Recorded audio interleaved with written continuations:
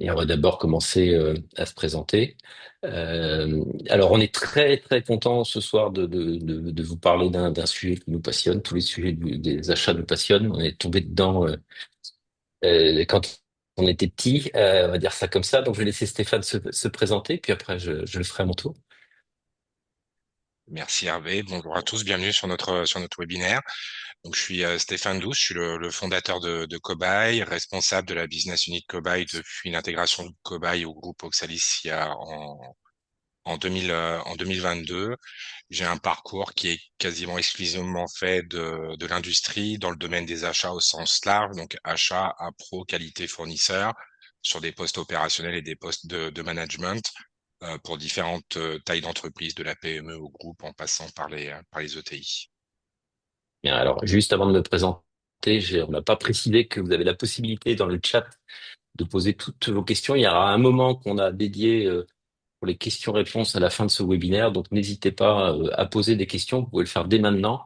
Et puis, on essaiera de répondre au maximum d'entre elles juste après. Alors, moi, je suis Hervé Caillard. Je suis le fondateur et le business unit manager de Sacha IQ. Avant Sacha, j'ai managé et accompagné des équipes achats pendant 30 ans, que ce soit en entreprise ou dans le monde du conseil. Et Sacha IQ a rejoint le groupe Oxalis au mois de décembre dernier. Et voilà, donc on va pouvoir vous présenter le groupe Oxalis. Oui, donc avant d'arriver au sujet qui nous intéresse aujourd'hui sur la gestion du risque achat, vous présentez le groupe Oxalis. Donc Oxalis, c'est une PME française située à la Garenne-Colombes à l'ouest de la région parisienne, qui existe depuis un peu plus de 30 ans sur son activité d'éditeur de solutions achats, notamment sur le périmètre source to pay.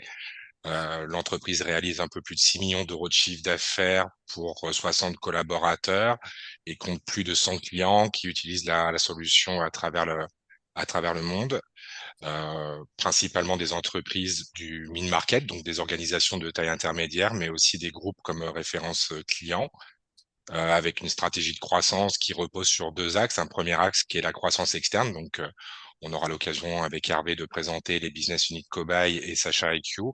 Mais il y a également IA-BTP qui a rejoint le groupe, qui cible plus particulièrement le marché de l'ingénierie électrique pour le secteur du BTP, pour des entreprises qui sont concernées par des achats de composants électriques auprès du réseau de distribution type Sonepar Excel et qui veulent challenger leur prix d'achat. Donc ça, c'est l'axe de la croissance externe. Et le deuxième axe, c'est celui de l'international, avec des implantations en nom propre aujourd'hui en Afrique du Sud et en Italie. Alors, je précise évidemment que si Oxalis a une vocation internationale, vous voyez sur la carte, on est un éditeur 100% français avec des données hébergées en France. On va très très rapidement vous présenter pour que vous sachiez de quoi il retourne les deux solutions. Il y a une slide pour chacune de Sacha et IQ et de Cobaye. Donc Sacha IQ, c'est une solution unique et innovante qui est 100% dédiée aux équipes achats. Avec Sacha, vous pouvez définir des stratégies pour chacune de vos catégories d'achat. Ça passe par les diagnostics et les plans de la construction de plans stratégiques, mais aussi construire et piloter des plans d'action, manager des équipes d'acheteurs. On a énormément travaillé sur cet aspect du management des équipes, et puis piloter la performance achat dans ses composantes classiques qui sont voilà, les économies, les coûts évités, mais dans sa charge, c'est mesurer beaucoup d'autres choses, et notamment par exemple des tonnes de CO2, ou si vous voulez mesurer des kilowattheures, on peut mesurer tout un tas de KPI. Et puis enfin, on peut mesurer et vous aider à communiquer sur toute la contribution des achats à la RSE. Donc voilà ce que fait de façon très très rapidement Sacha IQ. Merci Hervé. Donc concernant Cobaye, on édite une solution SRM source to contract qui cible principalement les activités industrielles. Notre périmètre fonctionnel, en fait, vise à couvrir ce qui échappe usuellement à un ERP, ERP qui gère généralement la partie transactionnelle de la relation fournisseur en termes de CDN, de commandes, de réception, de factures, sachant qu'il se passe beaucoup de choses en termes de relations fournisseurs en amont et en aval, soit côté achat, soit côté qualité fournisseur. Donc notre propos, ça va être de se comporter comme une verticale de l'ERP pour compléter ce que l'ERP fait pas en termes de gestion de la relation fournisseur sur des processus achats liés au sourcing et sur des processus liés à la qualité fournisseur, avec la possibilité évidemment de faire interagir les fournisseurs à travers un portail fournisseur pour avoir une collaboration complète de bout en bout. Alors voici le sommaire de ce webinaire. On va rentrer dans le vif du sujet. Dans un premier temps, on va évoquer les principaux enjeux pour les achats qui sont associés à la sécurisation des risques. Ensuite, nous parlerons des risques catégoriels et des risques fournisseurs. Et de l'intérêt, c'est tout le sujet de traiter chacun de ces deux niveaux d'analyse. On verra qu'ils sont très complémentaires et pas du tout antinomiques. Et puis très concrètement, ça sera le point numéro 3 et 4. Comment, avec des solutions comme Sacha IQ et Cobaye, on peut identifier, sécuriser et se prémunir des risques. Et puis enfin, nous vous proposerons quatre points clés à retenir. Alors, ce sont nos quatre points clés. Ça sera aussi intéressant et vous pouvez le mettre dans le chat. Les quatre points clés, nous, à retenir de cette présentation. Et puis surtout, on va essayer de garder le maximum de temps pour pouvoir répondre à toutes vos questions. Je vous rappelle que vous devez poser plutôt dans le chat, hein. Il y a aussi questions-réponses, vous pouvez le poser à des deux endroits, mais plutôt dans le chat. Voilà, je laisse Stéphane présenter la partie sécurisation des risques. Merci Hervé. Donc avant de rentrer dans le détail de la contribution de nos solutions sur la gestion du risque achat portée par les catégories ou portée par les fournisseurs, on voulait resituer un petit peu l'enjeu de la gestion des risques pour les achats, mais aussi pour l'entreprise évidemment.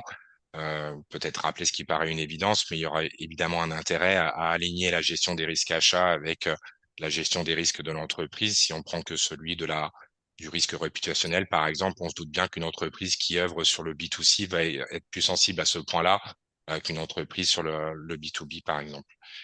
Euh, Globalement, il y aura toujours des sujets qui vont ressortir avec, par exemple, la continuité de l'activité.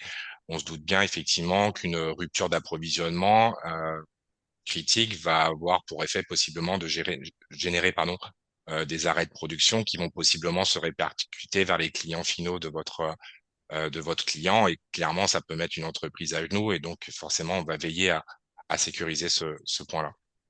On va être également assez sensible dans la gestion des risques à la préservation de la marge de l'entreprise et la performance économique. On se doute bien que des fournisseurs qui livrent en retard, des fournisseurs qui ne livrent pas au niveau de qualité escompté, des fournisseurs qui sont pas compliant avec une doléance réglementaire, ça va avoir un impact économique qui va du coup impacter la marge de l'entreprise, sachant que ces coûts sont des coûts qui échappent en première lecture à un compte de résultat. Et donc, on aura tout intérêt, évidemment, à avoir une mesure précise sur l'impact de la relation fournisseur sur la performance économique de l'entreprise. Le contexte réglementaire dans lequel on est actuellement, qui est de plus en plus consistant et rapidement consistant, fait qu'évidemment, on va vouloir aussi monitorer le risque par le biais de la conformité réglementaire, sachant qu'il y a des enjeux économiques derrière tout ça aussi. Si je prends que la RGPD, la non-compliance avec la RGPD se traduit par des amendes qui sont assez consistantes. Et donc, il y a évidemment derrière ça un enjeu notoire en termes de gestion des risques. On va veiller globalement à se renforcer par rapport aux différentes crises qu'on a été amené à connaître et auxquelles on peut être exposé, la Covid pour la partie pandémique, les sujets de cyberattaque qui sont de plus en plus nombreux, ce qui va sous-entendre du coup de prendre des initiatives, ne serait-ce que sur la partie euh, localisation, enfin maîtrise de la localisation de nos fournisseurs et de leur capacité de production, par exemple, pour s'assurer qu'on n'est pas dépendant d'une zone qui est assujettie à un conflit géopolitique ou à une pandémie, pour reprendre que ces deux exemples-là. On a évidemment le risque réputationnel. Donc, comme je l'évoquais tout à l'heure, c'est plus évident pour les entreprises du B2C mais du B2B, mais tout le monde est concerné malgré tout. Et puis, on va intégrer dans la gestion du risque, la partie RSE pour s'inscrire dans une relation durable avec les fournisseurs, ce qui va sous-entendre évidemment, d'être capable de piloter en fait cet axe-là sous l'angle pilotage du risque, mais aussi sur la compliance du fournisseur avec les différentes doléances RSE que vous souhaitez qu'il respecte. Merci Stéphane. Donc on va maintenant parler de risques catégoriels et de risques fournisseurs. Alors les risques catégoriels, on les a appelés comme ça ici, hein, c'est souvent ceux qu'on appelle les risques achats d'une façon générale. Vous verrez, c'est le domaine plutôt de Sacha IQ. Et puis les risques fournisseurs, le domaine de Cobaye, et d'où la complémentarité très très importante de ces deux solutions. Sur les risques catégoriels, on a indiqué quelques exemples, hein. Évidemment, vous trouverez pas tout ce qui peut exister comme risques qui sont liés à des catégories. Mais les vertus d'une analyse catégorielle, quand on parle de risque, c'est de prendre le sujet en amont. C'est de pas passer à côté des risques parce que l'on pense avoir de très bons fournisseurs. C'est un peu le risque. On se dit on est à l'abri puisqu'on a des très bons fournisseurs sur cette catégorie.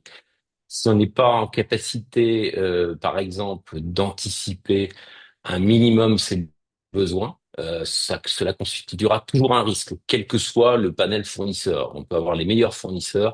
Si on n'anticipe pas ses besoins, ça constituera un risque et à un moment donné, on pourra se retrouver avec des ruptures d'approvisionnement, par exemple. Ça permet, la deuxième vertu de cette analyse catégorielle, ça permet un meilleur ciblage de l'analyse des risques fournisseurs. En gros, c'est savoir où on va creuser, quoi. On va pas aller creuser toute la montagne de tous les risques possibles et imaginables pour un fournisseur qui travaille sur une catégorie sur laquelle ce type de risque n'existe pas ou très peu. Je prends un seul exemple. Si on a détecté dans les risques d'une catégorie une évolution du business model d'une industrie, hein, quelque chose qui se prépare, qui est en train de bouger, est-ce que, par exemple, nos fournisseurs sont prêts à accompagner cette évolution? Eh bien ça, on pourra avoir de très très bons fournisseurs aujourd'hui, mais qu'ils le seront peut-être un peu moins demain, donc ça permet d'être proactif. Et puis la partie catégorielle, c'est tous les risques qui sont liés au panel fournisseur, à chacun des fournisseurs. On a listé là aussi fait une liste qui est pas complètement exhaustive, hein, mais qui donne des exemples. Ce qu'on voit, c'est qu'effectivement, l'analyse des risques catégoriels alimente, en fait, la lampe frontale qui permet de dire où je regarde en termes de risques fournisseurs. Et puis, de la même façon, l'analyse des risques fournisseurs va alimenter en retour l'analyse stratégique. Les deux solutions donc se complémentent sur ce sujet-là, sur l'ensemble des risques, et c'est le sujet que vous avez vu passer sur LinkedIn, c'était de dire comment on peut passer à côté de 80% de ces risques. Peut-être que c'est comme ça, c'est qu'en ayant des très bons fournisseurs aujourd'hui, mais des risques liés aux catégories qu'on n'a pas vu venir. Et puis, les deux solutions vont permettre, du côté de Sacha IQ, de construire des plans stratégiques, donc qui ont, entre autres, hein, pas uniquement, c'est aussi une vocation de performance, hein, de construire un plan stratégique, mais aussi, entre autres, de contenir, de maîtriser les risques. On va pouvoir faire des plans d'action qui vont se partager entre une solution comme Cobaye et une solution comme Sacha. Donc on va maintenant regarder dans un outil comme Sacha, dans Sacha IQ, comment on va traiter cette analyse des risques catégoriels. Alors on l'a vu juste avant, hein, Sacha, ça permet plein d'autres choses, ça permet de piloter l'activité et ainsi de suite. Mais là, on va se focaliser sur la partie stratégique, qui est le sujet de ce soir par rapport aux risques. Euh, Ça permet, entre autres, d'accompagner et de structurer la réflexion stratégique des acheteurs, pour chacune de leurs catégories d'achat. C'est pour ça que quand on parle de stratégie, c'est bien au pluriel. On peut pas avoir une stratégie achat, mais on a bien une par catégorie d'achat. Et Sacha IQ va permettre de très grandement simplifier l'identification des risques, d'éviter de passer à côté des choses qui peuvent être évidentes, mais qu'on va pas voir parce que voilà, il y a quantité d'informations. Donc, et Sacha IQ va aussi faciliter la construction des plans stratégiques. Je vais pas vous présenter, c'est pas l'objet, ce soir tous les outils dans ce bloc stratégie qui sont proposés par Sacha IQ en termes de diagnostic. Mais on va faire un petit focus des outils qui sont les plus pertinents quand on parle d'identification des risques. Le premier d'entre eux, bah, c'est un outil que vous connaissez tous, c'est la matrice de Kraljic. On n'a rien inventé sur l'outil lui-même. Ce qu'on a facilité, alors non, je sais pas, voilà, la matrice, ça avait bougé, j'étais un peu perdu. Et la matrice de Kraljic, on n'a rien inventé, c'est pas nous qui l'avons inventé. Par contre, ce qu'on a, on a là où on a innové, c'est que on va permettre une construction homogène des matrices de Kraljic parce que tous les acheteurs vont travailler avec le même outil, avec le même référentiel. Et ça va éviter ce qu'on voit souvent, c'est que beaucoup de catégories se retrouvent en haut à droite parce que chaque acheteur, évidemment, pense que sa stratégie est la plus stratégique de toutes. Donc ça, on va simplifier ça. Et ce qui est intéressant dans l'analyse des risques, de commencer dans le Kraljic, ça va permettre de calibrer toutes les autres analyses qu'on va faire dans Sacha IQ. On n'aura pas du tout le même niveau d'analyse en fonction d'où on se situe sur la matrice, si on est dans une catégorie stratégique ou une catégorie acquisition. On peut passer juste à la page suivante, qui est le deuxième outil. Ce que je vous ai dit, on va pas voir tous les outils, mais le deuxième, il est très très pertinent quand on parle d'analyse des risques. C'est l'analyse du marché et l'outil qu'on utilise. Là aussi, c'est un outil qui est force de porteur. On l'a rendu accessible à n'importe quel acheteur, quel que soit son niveau, que ce soit quelqu'un qui sorte d'un troisième cycle achat, mais aussi quelqu'un qui a pris des achats sur le terrain. Il va être complètement guidé et pas perdu. Cet outil de porteur va nous permettre de commencer par identifier les forces, les faiblesses, les opportunités, les menaces, mais aussi tous les risques qui sont potentiellement liés au marché fournisseur. Je vous donne qu'un exemple. L'arrivée d'un nouveau concurrent sur un marché, c'est à la fois un potentiel, hein, puisque les acheteurs, c'est une situation des fois rêvée. Il y a un nouveau concurrent, on va pouvoir mettre en concurrence. Mais dans certains cas, c'est aussi un risque de fragilisation d'un écosystème qui peut déjà être précaire. Ça s'est déjà vu. Il y a des marchés, on se dit déjà, il y a 5, 6 fournisseurs, ils n'arrivent pas à vivre. Bah, il y en a un septième qui arrive. Et des fois, ça peut être catastrophique pour des fournisseurs stratégiques pour notre entreprise. Ensuite, l'outil suivant va être la partie quiz. Alors, le quiz, ce qu'on a appelé Quiz 360 dans Sacha, c'est un outil qui est unique, hein, très innovant, puisqu'il intègre une base d'analyse, un moteur d'analyse et d'expertise qui va proposer à l'acheteur, en fonction de Kralji, de porteur, mais tout un tas d'autres qualifications que l'acheteur a fait avant, va proposer à l'acheteur de scanner toutes les dimensions d'une analyse stratégique. L'acheteur va pouvoir se concentrer sur le fond et non pas se concentrer sur dire qu'est-ce que j'ai oublié dans mon analyse. Là aussi, ce quiz, on a déplié qu'un item d'un quiz, hein. Pour une catégorie d'achat, il peut y avoir 20 ou 25 items. Là aussi, de façon issue de ce quiz, on va avoir du SWOT, on va avoir des contraintes à l'achat qui vont sortir, et puis on va avoir une analyse des risques. L'acheteur a toujours la main pour, si Sacha IQ identifie un risque, l'acheteur peut toujours dire, bah non, moi je considère que dans mon contexte, ce n'est pas un risque. C'est toujours une suggestion. Et enfin, la dernière étape, bah voilà, ce que je vous disais juste avant, un exemple de matrice de tableau des risques qui va être ressorti complètement automatiquement à l'issue du diagnostic. Ça sera peut-être une question, c'est une question que j'ai souvent en disant, voilà, un diagnostic, ça prend beaucoup de temps. Ben, ça prend pas beaucoup de temps. C'est-à-dire que ce qui prend du temps, c'est de toute façon ce que fait toujours un acheteur, c'est de connaître sa catégorie d'achat. Un acheteur qui connaît très très bien sa catégorie d'achat, ce type de diagnostic, et l'acheteur va arriver à ce type de tableau d'analyse des risques, on va dire pour une catégorie en 1 heure. Évidemment, un acheteur qui découvre une catégorie d'achat, une nouvelle catégorie d'achat dans l'entreprise, va passer un peu plus de temps. Donc ça, c'est pas lié à l'outil, c'est lié à la connaissance qu'il doit acquérir de cette catégorie. Dans le cadre de l'utilisation de deux solutions, Sacha IQ et Cobaye, toutes ces informations-là qu'on a de risque vont être transmises à Cobaye et c'est ce qui va permettre, la métaphore de tout à l'heure, de creuser au bon endroit. notamment par exemple quand on fait un onboarding d'un fournisseur, eh bien on va pouvoir à partir de ces risques catégoriels savoir où il faut creuser un peu plus profond qu'ailleurs. Ensuite, une fois qu'on a cette visualisation des risques, on va passer à l'étape, à la slide suivante. Je vois, alors je sais pas si c'est la mienne qui va y, voilà. Euh, à partir du diagnostic, Sacha IQ va suggérer à l'acheteur tout un tas de leviers que l'acheteur pourrait déployer pour répondre à des forces, à des faiblesses, à des opportunités, à des menaces, à des risques, à des contraintes à l'achat. Ces leviers sont suggérés, ces leviers, là aussi, c'est une base d'expertise qui est intégrée à Sacha. Il y a plus de 50 leviers qui sont intégrés à Sacha, stratégique.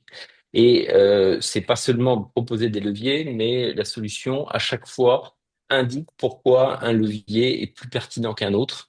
Et c'est l'acheteur, j'allais dire simplement, à prendre un levier dans la colonne de gauche pour l'inclure dans son plan stratégique qui est représenté ici dans la colonne de droite. Euh, chacun des leviers, et ça sera pour pas aller beaucoup plus loin euh, dans la présentation, mais chacun des leviers peut se décliner en plan d'action qui permettent de dire comment opérationnellement je mets en œuvre tel et tel levier. Si on en revient à notre sujet des risques, eh ben, évidemment, dans ces leviers-là, il y a des choses qui vont contribuer à avoir une meilleure maîtrise de risque et qui vont faire là aussi l'objet d'un plan d'action. Voilà pour la partie pour la partie de Sacha qui comment on identifie et on sécurise les risques catégoriels et je vais laisser la parole à Stéphane qui va présenter la vue côté cobaye. Je laisse la parole Stéphane. Merci Hervé. Donc, dans la continuité de ce que vient évoquer Hervé, on va s'intéresser de notre côté à la gestion du risque côté fournisseur. On va évidemment avoir une clé commune qui est la segmentation des différentes catégories. À ce titre-là, ça peut être bon de rappeler qu'il est important pour les achats de s'approprier la segmentation. Ça nous arrive de travailler assez régulièrement pour des entreprises industrielles qui disposent d'une segmentation dans le RP, mais il s'avère que cette segmentation dans le RP, vu qu'elle a vocation à être partagée avec d'autres métiers, c'est pas une segmentation qui convient précisément aux achats dans le sens où elle n'est pas représentative des marchés qui vont être adressés par les achats. Et donc, évidemment, pour bien manœuvrer ce qu'on est en train d'expliquer avec Hervé, on a besoin d'une segmentation qui soit la plus à l'image possible des marchés qui sont adressés par les achats, donc des catégories et sous-catégories explicites. Euh, donc, côté cobaye, pour gérer le risque fournisseur, on va avoir besoin de consolider un certain niveau d'information, notamment tout ce qui tourne autour du référentiel de données avec les fournisseurs, les articles et évidemment la segmentation. Donc, comme l'évoquait Hervé tout à l'heure, on récupère la segmentation et les éléments d'information liés aux différentes catégories d'achat que produit Sacha dans Cobaye, puisque comme l'évoquait Hervé, quand on vouloir porter une analyse du risque sur un fournisseur, il y a de fortes chances qu'elle hérite de l'analyse du risque qui était liée à la catégorie elle-même liée à ce fournisseur-là.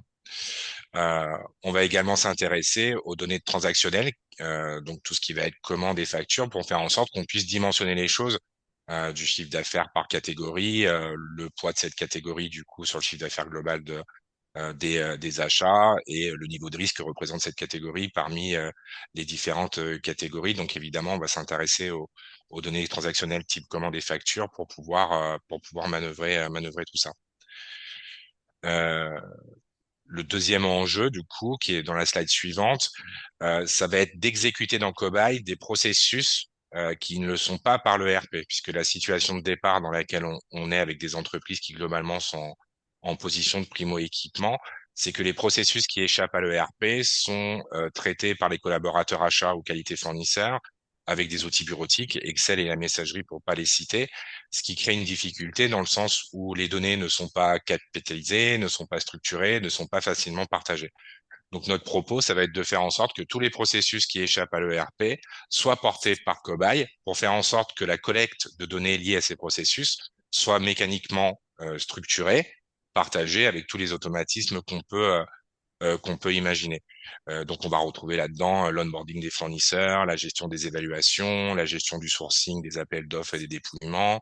Sur les aspects qualité, la gestion des non-conformités, des coûts de non-qualité, les audits fournisseurs et les différents plans d'action qui vont être liés aux non-conformités ou aux audits fournisseurs, sachant que certains processus, évidemment, sont exécutés délibérément pour répondre à une initiative, à un levier qui a été identifié dans le cadre de l'analyse des risques. Dans les écrans que nous faisait voir Hervé précédemment, on voyait un risque de dépendance sur une catégorie parce qu'il n'y avait pas assez de fournisseurs. Ça va sous-entendre mécaniquement de gérer un appel d'offres sur cette famille d'achats pour identifier un fournisseur potentiel qui pourrait venir compléter le panel qui est trop court, par exemple. Concernant la troisième étape, en fait, c'est-à-dire qu'on aura donc avec la première étape structuré les différentes informations qui l'étaient mais qui étaient dispersées à différents endroits. Avec la deuxième étape, on aura travaillé à faire en sorte que les processus qui échappent à l'ERP s'exécutent dans Cobaye pour pouvoir collecter une donnée structurée de la manière la plus automatisée possible qui va pouvoir être partagée.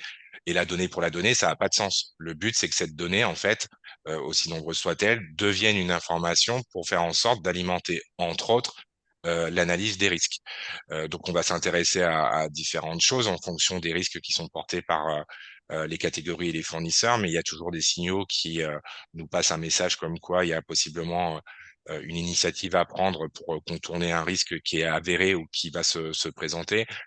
Par exemple, un fournisseur dont le nombre de non-conformités ou de retards augmente avec le temps, ça pose souci, sachant qu'évidemment, bien évidemment, il y a un impact économique derrière tout ça. Une évolution des prix défavorable, bah, ça peut poser souci de surcroît si elle n'est pas logique au niveau du fournisseur par rapport à ce qui est analysé au niveau de la catégorie. Les évaluations de performance et de risque, on va les traiter dans le temps. Donc, on vient bien voir si elles évoluent dans le bon sens ou pas. Et ça aussi, ça va produire un signal au niveau du fournisseur pour agir en conséquence. La capacité d'un fournisseur à démontrer sa compliance avec le niveau d'exigence qui est porté par l'entreprise, par sa politique RSE ou par les aspects réglementaires. Ça passe un message aussi. Un fournisseur qui n'arrive pas à être compliant avec ces doléances-là de manière répétitive, bah, il y a un souci dans son évolution par rapport à son marché. On l'évoquait tout à l'heure, mais le nombre de fournisseurs référencés sur une catégorie, ça va être une information importante pour vérifier qu'on n'est pas en dépendance. Des fois, ça peut être un peu plus vicieux, c'est-à-dire que on pourrait avoir plusieurs fournisseurs sur une catégorie, mais qui ont toutes leurs capacités de production, qui ont tous, pardon, leur capacité de production sur la même zone géographique, qu'on sait être exposé à un risque géopolitique ou autre. Donc, malgré le fait d'avoir plusieurs fournisseurs, il va falloir quand même essayer d'en référencer un autre qui dépend pas de cette zone géographique. Et puis également, ne pas occulter bah, toutes les alertes qui peuvent être produites par des data providers. Je pense notamment à la santé financière des entreprises. Aujourd'hui, sur le marché, il y a un certain nombre de data providers, des Credit Safe, Dun& Bradstreet et autres, qui produisent des scorings. Donc, on va être capable avec Cobalt de s'interfacer avec ces solutions-là pour faire en sorte de récupérer le scoring qui est produit par le data provider et faire en sorte de déclencher une alerte sitôt que le score traduit un seuil qui nécessite de mener une action parce qu'il y a une exposition au risque.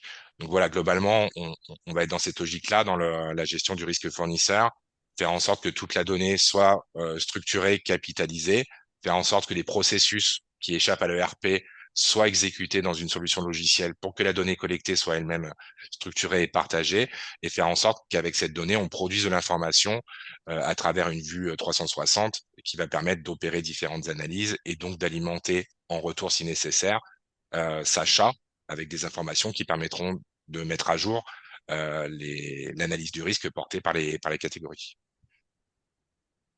Voilà Très bien. concernant Comail. Ben, merci Stéphane. Alors on a retenu voilà ce qui est bien, c'est que on a des questions, donc là on a le temps qu'il faut pour pouvoir y répondre. Euh, pour ceux, j'ai vu quelques-uns qui se sont connectés peut-être en cours de webinaire. Bah, si vous avez perdu quelques minutes au début, vous allez recevoir, je crois, si je dis pas de bêtises, ce soir un lien qui vous permettra de revisionner le webinaire et de ne rien avoir perdu. Et donc les 5 points, les points, non, les cinq, il y a 5 devant, mais il y en a 4. Donc les 4 points à retenir. Le premier, c'est que il n'y a pas de débat, l'analyse des risques fournisseurs, elle est indispensable, mais elle n'est pas suffisante. Souvent, je reviens là-dessus, on se dit, c'est une bonne analyse des risques fournisseurs, on pense avoir des fournisseurs qui sont les bons fournisseurs au bon endroit, et on est couvert. Maintenant, parce que en amont, elle doit s'alimenter cette analyse d'un diagnostic stratégique des catégories. Parce que c'est dans ce diagnostic-là, c'est dans la compréhension des marchés, on peut voir les tendances à venir qui vont générer peut-être des nouveaux risques ou des risques latents qui peuvent frapper même les meilleurs fournisseurs. Enfin, le troisième point, c'est que l'analyse des risques fournisseurs requiert une lecture à 360 degrés des données, qu'il faut intégrer beaucoup de données, que souvent, ce qu'on constate dans les équipes achats, c'est que la donnée, il faut aller la chercher, aller disperser. Et pourtant, c'est ce qui est fondamental pour analyser les risques fournisseurs. Il faut le maximum de données et en même temps qui soit la plus exploitable possible. Et puis enfin, ce combo, ce duo Sacha IQ Cobaye, c'est l'idéal pour couvrir 100% du spectre et avoir une parfaite maîtrise de ces risques. Voilà les quatre points qu'on voulait mettre en exergue. Si vous pensez qu'on est passé à côté de quelque chose, vous pouvez effectivement nous l'indiquer dans le question-réponse. Alors oui, je vois que le chat on a un problème, c'est-à-dire que je vous ai dit peut-être une bêtise, c'est peut-être de ma faute, hein, j'assume, mais à coup de pas. Je vous ai dit d'aller mettre vos questions dans le chat. En fait, c'était dans questions et réponses, puisque le chat a un problème de fonctionnement. Donc, il y a dans les questions et réponses, on peut peut-être commencer, Stéphane, à répondre aux premières questions. J'ai Stéphane qui me demande quelles sont les entreprises qui sont ciblées par vos solutions, taille, secteur, etc. Pour que ce soit Cobaye ou Sacha IQ. Eh ben, on n'a pas forcément trop de filtres en fait, notamment en termes de secteur d'activité. Toutes les entreprises qui sont exposées à une activité achat sont assujetties à la gestion du risque. En termes de taille, on va de la PME au groupe en passant par des ETI. Et dans les secteurs d'activité, on n'a pas de filtre dans le sens où on intègre aussi bien des activités industrielles que des activités non industrielles. Il y a une question, je suis sur les questions, hein, Stéphane. Il y a une question, c'est Merci. euh, de rien, de rien. Est-ce que l'utilisation de vos outils sous-entend déjà une maturité de l'organisation achat ou leurs déploiements peuvent-ils accompagner la montée en maturité de l'organisation? Une très bonne question. Bon, il n'y en a pas de mauvaise de toute façon, mais c'est une question qu'on entend souvent. Souvent, le premier réflexe qui est de dire ah là, on va s'équiper d'un outil comme Sacha IQ, Cobaye quand on aura grandi en maturité, les équipes sont pas prêtes et ainsi de suite. Et notre conviction très forte pour le coup, c'est que c'est un peu tout l'inverse. C'est-à-dire que nos solutions, alors je ne parle pas de toutes les solutions de digitalisation des achats, en tout cas les deux dont on vous parle ce soir, on les a conçues, mais c'est sûrement aussi parce qu'on vient tous les deux avec Stéphane du monde des achats. On les a conçues comme ça, c'est-à-dire qu'on les a conçues comme étant un accompagnement à la montée en maturité de l'équipe achat, et y compris des managers intermédiaires. C'est vraiment un axe fort de la conception de nos solutions. De même que j'évoquais ça tout à l'heure, on a conçu nos solutions pour permettre un accès à tous les niveaux de formation, par exemple, ou d'expérience des acheteurs, et qu'il n'y en ait aucun qui se sente un peu laissé sur le bord du chemin.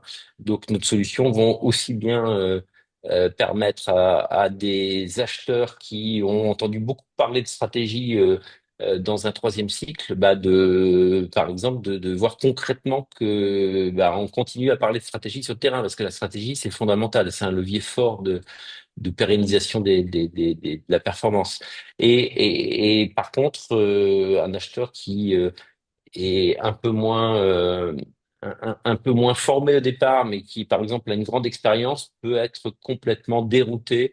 Alors, je parle pour Sacha IQ, par exemple, de force de porteur. Si voilà, on donne un PowerPoint à un acheteur qui a peut-être 10 ans d'expérience, mais qui n'a pas eu l'opportunité d'étudier porteur, il va se dire, ils sont bien gentils, mais qu'est-ce que je fais avec ça? Et jamais vous aurez une analyse de porteur qui sortira de nulle part. Voilà. Donc, nos outils sont designés pour ça, pour répondre à la question de Sophie. Une question Ensuite, d'Eric, je peux y répondre si tu ouais, veux, vas-y, Hervé. vas-y. Vous avez évoqué le manque de prévision adressée aux fournisseurs, manque de lisibilité de la demande comme l'un des risques fournisseurs. Selon vous, à partir de quel horizon ce manque devient un risque? Comment le manager par catégorie? Euh, Ça, on y a été exposé quelques fois côté cobaye. Il n'y a pas une seule réponse à cette question. Euh, Ça dépend des marchés en fait sur lesquels vous intervenez. Ce sont des marchés où la chaîne de valeur ne donne pas de prévision. Mécaniquement, si on n'a pas la prévision, on n'arrivera pas à la répercuter aux fournisseurs. Et malheureusement, il y a encore des marchés aujourd'hui qui fonctionnent comme ça avec très peu de visibilité. Inversement, il y a des marchés qui, par nature, sont structurés pour donner de la visibilité. Je donne l'exemple de l'aéro, par exemple. C'est des programmes qui sont quand même, la plupart du temps, sur le moyen et long terme. Et pourtant, on constate que des acteurs de cette filière cassent la chaîne de transmission de l'information du prévisionnel de consommation parce qu'ils sont pas en capacité opérationnelle de le faire. C'est à ce titre-là, d'ailleurs, qu'on a eu une évolution apportée dans Cobaye pour faire en sorte que des prévisionnels qui sont calculés dans les ERP soient répercutés aux fournisseurs par l'intermédiaire de la solution Cobaye. Et comment on fait pour aller jusqu'au niveau de la catégorie? Bah, c'est l'article qui porte ça, enfin, dans l'industrie, je veux dire. Parce que dans l'industrie, les achats sont souvent codifiés, donc on a une relation article-catégorie qui permet du coup bah, de bien donner la visibilité de la ventilation du prévisionnel par catégorie d'achat. Et si tu me le permets, Stéphane, de compléter, notamment par Mhm. rapport à Sacha, le fait que dans un outil comme Sacha IQ, l'acheteur identifie, trace le fait que on n'a pas assez de prévisions à donner aux fournisseurs, ça permet de le partager déjà en interne avec les business partners en interne, avec le client interne. Ça aussi, Sacha IQ, une petite communication qui va permettre de dire si on a besoin de prévisions à donner aux fournisseurs, c'est pas simplement pour faire joli ou pour vous embêter, mais voilà quels sont les enjeux derrière, voilà les potentiels risques. Et moi, c'est notre conviction à partir du moment où un risque est partagé en interne, eh bien, il y a beaucoup plus de forces qui se mobilisent pour essayer de trouver des solutions. Et voilà, des outils comme Sacha permettent de mettre noir sur blanc l'ensemble des risques qui existent et aussi de les partager en interne, même si toutes les solutions n'existent pas forcément à l'instant T, mais au moins d'avoir tout ça dans le viseur et d'identifier, de pouvoir le traiter un moment ou un autre.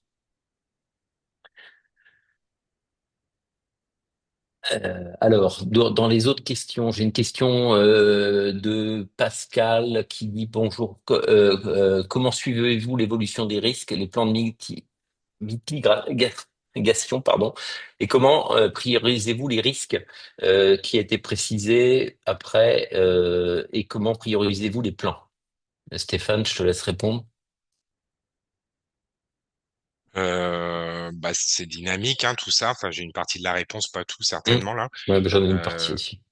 donc du coup, c'est assez dynamique, c'est-à-dire que on va pas poser une analyse de risque qui a pour vocation d'être statique. C'est ce qu'on évoquait un peu tout à l'heure avec Hervé. Il y a une notion de roue de l'amélioration continue, c'est-à-dire que l'analyse des risques portés par la catégorie qui a permis de faire en sorte de définir les analyses de risque des fournisseurs du panel de cette catégorie.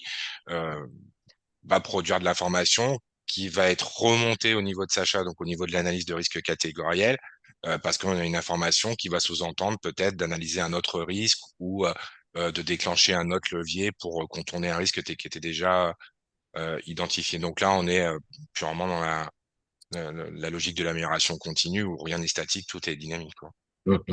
Bah, de même que dans Sacha IQ, pour renforcer ça, dans Sacha IQ, quand on fait un diagnostic, il n'est pas figé. C'est-à-dire que dans Sacha IQ, on définit un rythme d'animation et l'acheteur, le statut de sa stratégie va au bout d'un certain temps, que vous définissez vous en tant que qu'utilisateur, au bout d'un certain temps, sa stratégie va passer avec un statut à mettre à jour. Et donc, ça nécessitera de se reposer toutes les questions pour être certain qu'il n'y ait pas eu des évolutions. Il y a une question de Julia qui demande bonjour, quel délai faut-il pour déployer vos solutions? Alors, la réponse est pas forcément complètement uniforme entre Sacha et Q, bien que les deux solutions étaient quand même conçues de la même façon. On a été utilisateur, acheteur de solutions digitales avant de décider d'en créer. Et donc, les projets qui s'étalent sur des années, on a connu et ça nous a tous fait bondir. Donc, on a aussi conçu notre solution pour être en place très vite. Évidemment qu'après, il y a une temps d'appropriation. Je prends un exemple sur Sacha. Notre promesse, c'est qu'à partir du moment où vous engagez à utiliser Sacha, 2 semaines après, les utilisateurs commencent à utiliser l'outil. Ils vont peut-être pas utiliser 100% des solutions, mais des fonctionnalités, mais ils vont commencer à utiliser l'outil. Évidemment, s'il faut réintégrer de la donnée, notamment de la performance, bah, tout ça, ça va se faire après, mais 2 semaines après la signature, l'utilisateur commence à utiliser l'outil. Dans le cadre de Cobaye, eh bien, évidemment, c'est une solution qui nécessite un peu d'intégration de données. Donc, ça peut prendre un petit peu plus de temps que 2 semaines. Ça serait faux de dire 2 semaines, mais c'est quand même très rapide. Et on n'est pas sur des projets de 2 ans ni d'un an. C'est des projets qui peuvent aller. Tu me corriges, Stéphane, qui je me trompe, mais de 3 mois à quelques mois de plus, quoi. C'est bien Oui, on peut ça. faire des choses très simples en quelques semaines parce que ça va dépendre aussi du choix de progressivité qui est fait par l'entreprise qui souhaite déployer la solution, qui va peut-être identifier des priorités. Et comme on l'évoquait tout à l'heure, on est sur un marché globalement de primo-équipement. Donc, en quelques semaines, pour des entreprises, on sait faire des choses sur la maîtrise du référentiel de données, notamment du panel fournisseur, des évaluations. On sait faire des choses en se dédouanant complètement des interfaces ERP pour rapidement apporter de la valeur Mm, mm, mm. aux entreprises. Je vois qu'il y a une Ouais, question de Pierre-Alexandre sur ça sera peut-être ouais. la dernière. Bon, après, Ouais, on a un petit peu de temps et je crois qu'il y a une autre question. On va essayer d'accord. de. Alors, elle est un peu longue. de- La pertinence des outils ERP ou autres reposant sur la qualité de la donnée, qu'est-ce qui garantit qu'il n'y aura pas les mêmes travers dans le temps que ceux connus avec d'autres outils? Oui, c'est un peu toujours le même sujet quand on parle de le logiciel, hein. Pour qu'il produise sa valeur, il lui faut une donnée qualitative. Donc ça c'est une évidence. Mais on est quand même dans un contexte, comme je l'évoquais tout à l'heure, de marché de primo-équipement, ce qui fait qu'aujourd'hui, la plupart des données qu'on a besoin de traiter dans le SRN sur sous-contract côté cobaye, elle est majoritairement hors système ERP, donc par nature déstructurée, parce que dans des tableurs Excel produits par les fournisseurs ou produits par les acheteurs, tableur qui va croiser de la donnée externe avec de la donnée qui a été exportée de l'ERP, tableurs qui vont être archivés dans des arborescences Windows ici et là, avec une décorrélation complète des données, des documents. Donc on a quand même une situation de départ qui est assez contraignante pour arriver à faire en sorte que toute cette donnée produise de l'information. Parce que c'est ça l'enjeu qu'on a, nous, avec la donnée pour la donnée, comme je disais tout à l'heure, ça n'a aucun sens. Il faut que la donnée produise de l'information pour que les personnes puissent prendre des décisions les plus rapidement possible et de la manière la plus éclairée. Donc il y a un enjeu déjà à faire en sorte de switcher d'une gestion bureautique entre guillemets à une gestion digitale pour faire en sorte que cette donnée se structure, se capitalise, se partage facilement. Et néanmoins, effectivement, il faudra être vigilant sur la qualité de la donnée qu'on met dans l'outil. Et je te propose une dernière question, Stéphane. J'espère que je t'ai pas coupé dans ton propos. Une dernière question qui était de savoir bonjour, déployez-vous vous-même vos solutions? Alors oui, on déploie nous-mêmes nos solutions. C'est tout l'intérêt aussi d'intégrer les BU Sacha IQ et Cobaye au sein du groupe Oxalis, c'est que ça nous permet du coup d'exploiter les synergies, notamment avec l'équipe de consulting qui pilote du coup le déploiement des solutions. Et puis ce qu'il faut dire aussi, c'est que c'est vrai chez Cobaye, c'est vrai chez Sacha IQ, mais c'est vrai chez Oxalis. C'est des entreprises dans lesquelles il y a énormément de gens qui viennent des achats. et que les gens qui vont se faire du déploiement de solutions, bah, ils savent ce que c'est que les achats, quoi. Le mois d'avant, ils n'étaient pas en train de déployer des solutions dans un supermarché voilà. Donc c'est vraiment, c'est vraiment un écosystème de professionnels des achats.